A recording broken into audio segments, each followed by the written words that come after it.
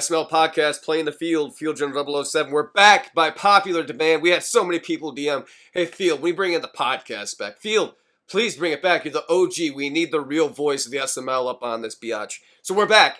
And today, I have a who's who of guest stars starring out of the one corner. It's going to be a guy. He's got all kinds of gadgets and plays. It's Doink. How you doing, Doink? Hey, what's going on, Field? I'm doing well. And then, out of the podcast grave himself, they said he had to tone it down out of Boston, Massachusetts. He's the Tom Brady fan. He likes the Boston Celtics, probably. He probably likes Sam Adams beer. It's the Coach Paulie! What's going on, Field? I only come on for the greatest show in the SML, man, and that's this show right here, my favorite. All right. Hey, you know what? We're going to get into it. We're stealing the old 4-down stuff just to keep us kind of short on time here and also structured. So, first, everyone wants to talk about playoffs. You know, playoffs. They want to talk about playoffs. We're talking about the playoffs. All right. Who will win the wild card spots and why? And we're going to go with Doink. All right, looking at the AFC current standings right now, we got Colts, Chargers, Jets, Broncos, Browns, Jaguars. Fighting for that 7 seed, you got Bengals, you got yourself and the Ravens, you got Mike and the Chiefs sitting at 7 and 5. Yeah. DW and the Bills 6 and 5 on the way out, with Dolphins and Finns, and RD's Texans on the outside in. I think Bean Boy takes this one. I think he sneaks in there as the 7 seed. It's going to come down to him and you, and as most of the league knows, if they've listened to Total Access, you do have the tiebreak over him. I haven't looked at schedules yet, but I think it's gonna be one of you two, and it's gonna come down to week 18. I think Rice gets in, but I would love to see you in there, make some noise, make life difficult for that Hutchins brother that's hanging out in voice chat now. Oh, he's creeping out there now. Oh yeah. Wow. Okay. It's competition. Yeah, Paulie, what do you think? Man, I'm gonna go with Big Dong Lamar, man, because you have the mental edge on Beanie Baby, man. You have the mental edge. I've heard him. He's scared of you because your last name begins with an H, so he's scared of you. Beanie Baby. Okay, well, I guess I'll take the AFC too, and then we could bounce over to the NFC. It's could go either way because when you look at schedule, you've got the Bengals. They've got the Giants, Tiny, and Tiny could play competitive against anybody. He beat me. He just always has that frustrating type style. Monty and the Panthers next. Bombers, Jets. Faz with the Jaguars. And then Colt, who has a very poor record, but he's another guy who plays frustrating defense, kind of like Tiny. So that's what the Bengals are looking at. I've got QB. I've got a resurgent Chiefs team with Mike that's playing really well. I've got the Steelers. I got the Browns, and then I finish in Tampa Bay against, I believe, Snoopy. And then the Browns. Snoopy! Yeah, Snoopy alert. We got, the Falcons, which I think is Pocahontas Dump. Yep. You've got Washington, which is you. He's got the Chargers and Matt. He's got me week 17, and then he's got Grandma's ends week 18. So I think, honestly, out of the guys that have the toughest schedule is probably the Bengals. And if he drops 2 or 3 of those games, I could slide in. And also, you got to look at what the Browns have going on. The Browns have a pretty tough schedule, too. So if things work out, I may be able to slide in if these guys both kind of default to those better teams schedule-wise. Let's go NFC. Yeah. Or if you want to say something. Looking at what you just pointed out with the Browns schedule there, I think you and Bean Boy, both of you get in. I think Nolan's up falling. Looking how brutal that schedule is going to be for him. Yeah, because you're all 7 and 5 right now, so divisional tiebreakers, all that. You have the divisional tiebreakers, I believe. Yeah, puts you in. It's Nolan, Rice, then racing, and Noel's schedule is absolutely brutal. So good call on that field. Paulie? Yeah, man, I'm going the same. Fazzaroni, I played him. He's good. The GOAT beat me by 40. He beat me by 10.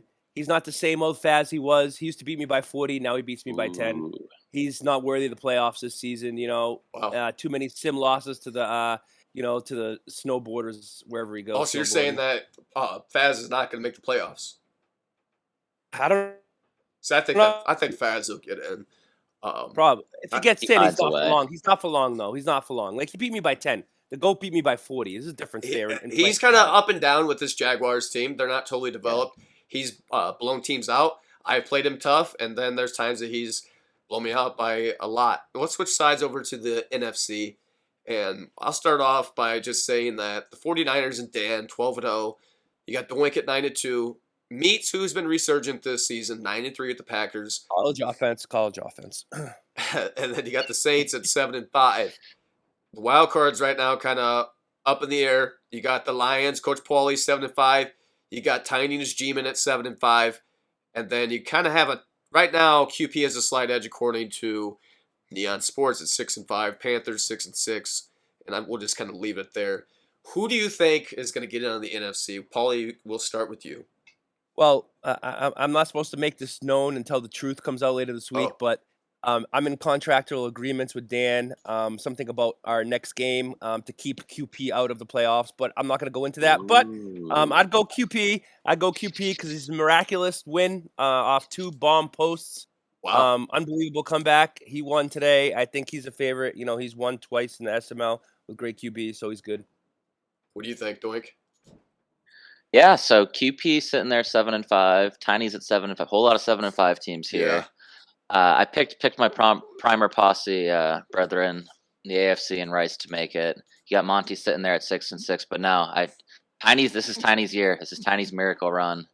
Tiny sneaking in as that 7 seed. He's got a pretty easy remaining schedule that Bomber was talking about on report card. I think Tiny does it unless I saw a note of Gannon maybe being hurt, but no, this is Tiny's year. He's playing good ball. He's like second in the league in passing behind Baker Mayfield, or Bayfield as some may call him. Tiny's got this one. He's making the playoffs. He's going to make some noise, and he's probably going to lose by 40 in the first round. All right, so I'm going to talk about, you got to give it to Tiny. Right now, he's 6th with passing and 2,895 yards. They're not doing it per game. Oh, he's 11th points per game on offense with 28. He's 15th points per game, so he will give it up on defense with 25. His schedule, the rest, he's got the Bengals, the Steelers, the Seahawks. Who's the Seahawks this year? Is it Coop? Yep, that's Coop. The Falcons, and then the Eagles. So I don't really. There's about 2 games there, 3 games that'll be pretty tough for him. You look at QP. He's averaging 28 points per game on offense. He's letting up 27. That's not very good football. But he's got Grandma's ends. He's got Dirty Dan. He's got the Rams with KJ. He's got Little Meats and then Matt. That's a tough kind of, 5 games there? At least 3 of those are really tough. And then you got Coach P and the Lions. He's averaging 21 points per game on offense, only allowing 22 on defense. That's a league best 8th. We look at, he's got Dirty Dan coming up. You've got a Justin Fields-led Biz who I think just blew it against QP. Big time. Grandma's ends. You got Coop with the Seahawks and RD with the Texans, who people say is tanking, but it's not really a great team. I mean, the toughest game for you is going to be this next one against Dan. And if Dan's willing to go into contract to make some things happen to either let you get in or give you some of these secrets, I got to say the Lions. And it's not looking too good for QP right now in terms of strength of schedule and just the way he's playing, which we'll get into that later on. So I think that the Lions and the Cardinals are going to get those wild card spots. But we'll move on to the next topic unless you guys have something you want to throw at that. No. All I want to say is, Dan, hit me up. I got some nice water from Bethlehem. We can make this happen. All right, so we kind of killed a couple birds with one stone there. We also talked about King of the... Well, we'll let you guys... So who's going to win the AFC North? You already kind of touched on it. I'm talking to him right now. General 007. What do you think, Paulie? Yeah, I'm going with Ravens, man. You have Lamar. You know he can run, he can pass, he can do whatever he wants when he wants. And you're unpredictable because you're not a Madden guy. You just come on Madden and play, and you're hard to prepare for. I hate preparing for you because you don't know what's coming. Yep. Most of these guys, you know it's coming. You just had to stop it. You don't know. Whatever you pick up the sticks, it's what's flowing that day. Right. Yeah, and Field, you've always been renowned as, a bit of a passer, gunslinger mentality, huck it and chuck it, fuck it, he's out there somewhere. Yep. You're tearing up defensively the last 2 years. I think you're top 10 in the league in defense the past 2 years. Combine that with that gunslinger mentality with Lamar Jackson, and it's a recipe for success. All right, so they're saying that the Ravens move on. We're looking at now 2 of the best teams in the SML. You have the Colts at 11-0, and you got Dan at 12-0 at the time of recording, according to Neon Sports. Prime number 1 on offense, 34 points per game. Third best in total yards with over 4,000. Defense wins championships, boys. Third, allowing 17 points per game. Second, with only allowing 2,800 yards. And second against the pass, only allowing 1,950. And then sixth against the run, only allowing 897. The Colts roster, he always somehow manages to build a who's who on offense. And defense is just a great, well-rounded roster. And then you look at Dan. This team is 12-0. I don't know if it's divine intervention, but he's got 33 points per game. That's second best. He's only allowing 16 points per game. Number one total yards, only allowing 2,800 through the season. Number one rush defense. People like to run it. They like to sweat it out. And Dan does not allow you to do that. He's going to take away the run and makes you pass. And then he lets Nick Bosa and the boys come take your head off. Who is the better undefeated team and will be the last unbeaten? Prime or Dan? Doink, we start with you. Yeah, so if both of them are putting together just truly remarkable seasons so far. Prime, what he's been doing with Dane Dempsey. I mean, he's the first to let you know it's Dane time. And Dan's just a little more quiet, but he's 12-0, and he's pretty much beaten everyone he's put in front of him with margin. Like not most of his games are not in doubt. I think Prime may be showing some cracks. Look at his last two games: 23-20 against you, and 38-36 against Biz Nasty himself. At 36 points is pretty concerning. You just said defense wins championships. Dan hasn't allowed 30 points in the game all year. Prime just gave up 36 points to a guy with like 2 wins who runs the ball with his quarterback more than anything else. I think Dan remains undefeated longer. I think Faz, comes ready, comes prepared, maybe takes a day off of work, does what he does to find time. Week 16 takes down Prime. I could see Dan going undefeated. The way Q's playing, Q shows up for big games, but he is struggling right now, and that's gonna be a tough matchup for him to run at Dan. And outside of that, I think Dan might be able to pull off the undefeated season. What do you think, Paulie? So, all right, so I'm gonna say the truth, man, and only the truth here. What? It's gonna hurt Prime. It's gonna motivate Prime, but a couple factors here. Prime had 2 chances, he blew it both times. Dan has already won one, and he went through everybody pretty much to win that one, right? I think Dan has a better team right now. You look at the mano a mano. Dan has the better stars, pass rush. I think he will frustrate Prime and force him in some turnovers with that QB who's really good, but not great yet. So I'm going to go with Dan at this point. Prime's my boy, but I'm only telling the truth at this point. I think Dan's got, a step ahead of him right now. Yeah, and then look at the games that are left for these guys. Prime has to play DW, Meats, and of course NYT, who for whatever reason could pull a game out even when his morale is just down with his players. So you can't rule out Tennessee. He's got Faz, he's got his butt buddy Matt, and then NYT again.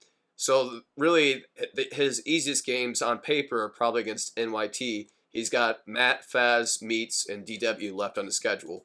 Meanwhile, Dan has Paulie, QP, DW, KJ, and Monty.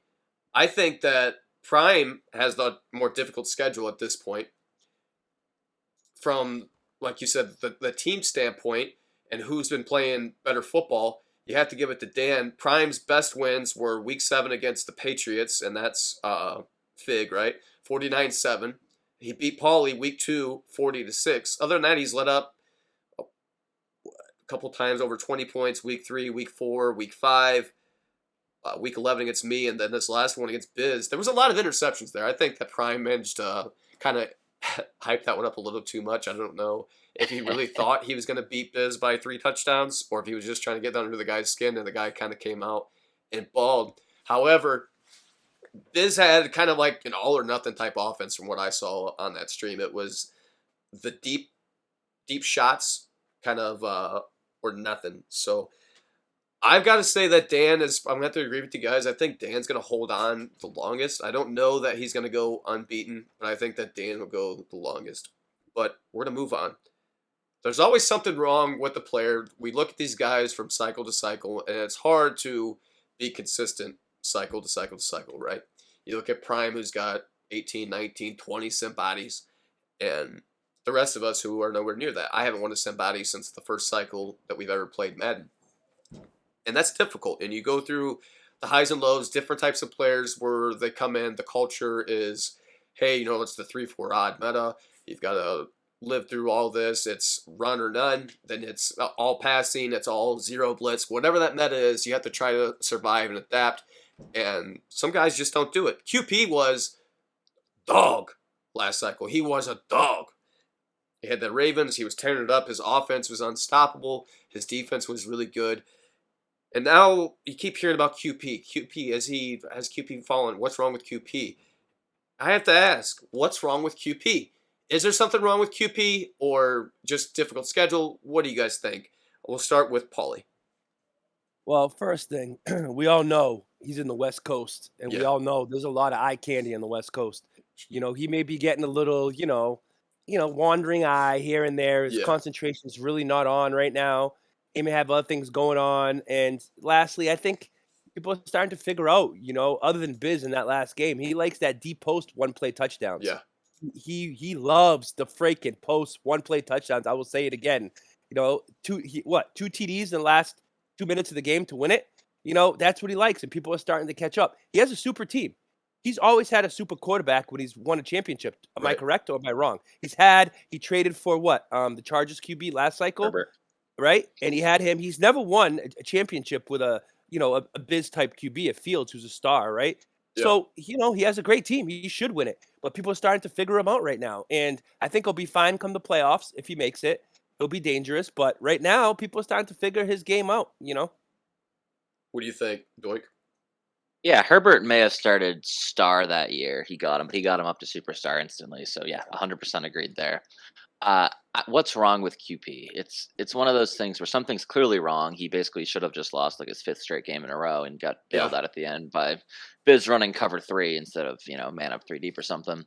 But end of the day, playoff on the line. And all I have like a Monty on QP. I believe in him in the playoffs. I trust him. But right now, what's wrong with him is he's throwing more interceptions than touchdowns, which right there, that says a lot. He's got 26 interceptions, 24 touchdowns. He's trying to force those deep balls, those deep posts, trying to just chuck it up to Rondale, let him go get it. Never mind, he's trying to integrate in a new receiving option, which is kind of taking his wandering eye, as they say, Paulie. Taking that wandering eye. He has 3 X factor receivers. Does any other team have that in this freaking league? He should win every game. Absolutely. The other underrated thing is he traded Budda Baker away. He got rid of Simmons the year before. Budda Baker's gone. His defense is not what it used to be. J.J. Watt got traded the year before. That defense isn't that good, and this Madden is harder for one man to take the middle linebacker, take a safety, and cover 80% of the field. Yeah, you kind of hit on one of my points. He's just thrown more interceptions than he has touchdowns. He's run-of-the-mill pass, depending on if you look on Madden or if you look on here. Madden had him rated 19th in terms of total passing yards, 23rd in rushing yards, 8th points per game, though. Tied for 12th with passing touchdowns, tied for 10th in rushing touchdowns, 22nd in the league first downs, third down conversions, tied for 10th. Penalties, not a huge problem for this team. They are tied for the 6th most with 12, but for only 203 yards. Defense, 3rd in total yards allowed.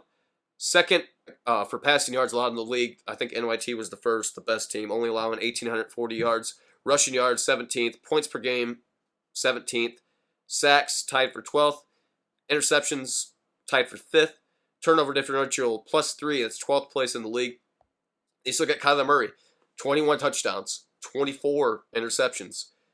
That's not good enough to win games. So, also he's got 26 sacks on the year, which is 7th most in the league. So like you said, you're looking for a lot of those big plays down the field. You can't always look for the big post, that money play, what's working for you right now, because that may not work for you next season. I think that's kind of caught up to him a little bit. I think it was even a Super Bowl. He kind of coached someone up. I don't know if it was Faz or who it was, just telling him to look for those posts in that game. And that's funny that Paulie brought that up. So I think he needs to simplify the offense a little bit. The defense get up a lot of points, so maybe get out of the man blitz, or I haven't watched a whole lot of his games, but maybe not go so much man-to-man, play a lot more safer zone and just kind of let it happen. But that's all I got for QP. I don't think that he's necessarily broken. He's just not playing his best football. But you guys got anything to add to that? No, wholly agreed there. Something's wrong right now. I would still, I think he turns it around come playoff time. He's a force to be reckoned with. I certainly don't want to draw him in a 2-7 game. That would be nightmare fuel. Bonus No, down.